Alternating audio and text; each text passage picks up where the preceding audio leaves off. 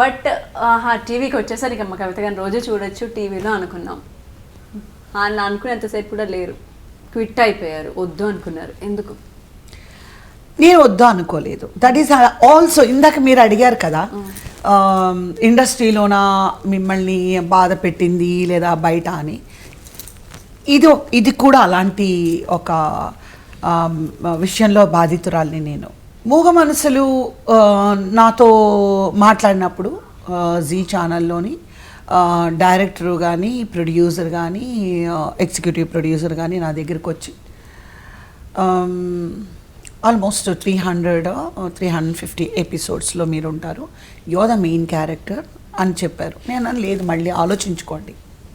నన్ను ఊరికినే బిగినింగ్లో మీరు టీఆర్పీ రేట్ కోసం ఒక 50-60 ఎపిసోడ్స్ పెట్టేసి మళ్ళీ స్లోగా ఏంటంటే ఐఎమ్ నాట్ ఎ కిడ్. వీళ్ళంటే కొత్తగా వచ్చారు, నేను ఎన్ని చూసుంటాను. సో వీళ్ళు ఏం చేశారంటే లేదు లేదు లేదు, మేము సీరియల్ ఎండ్ అయ్యేంత వరకు మీరు లేకుండా సీరియల్ లేదు.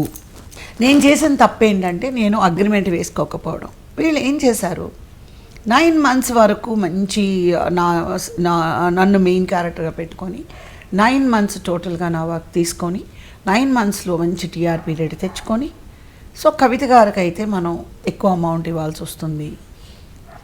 సో గ్రాడ్యువల్గా మనకి ఆల్రెడీ ఈ మార్కెట్ని పట్టుకున్నాము, సో స్లోగా వాన్ అవుట్ చేసేద్దాము క్యారెక్టర్ అని.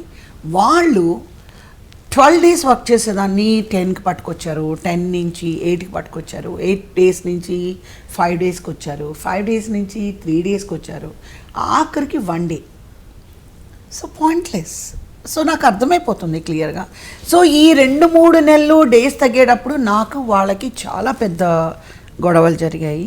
గొడవలు అంటే ఆర్గ్యుమెంట్. ఎందుకు ఇలా అవుతుందంటే, లేదు మేడం మీరు నెక్స్ట్ వస్తారు, అలా వస్తారు, ఇలా వస్తారు అంటే. సో దిస్ ఇస్ వాట్ వాళ్ళు ఏం చేశారంటే టీఆర్పీ రేట్ కోసం నన్ను వాడుకున్నారు. టీఆర్పీ రేట్ తీసుకున్న వెంటనే నన్ను డ్రాప్ చేశారు.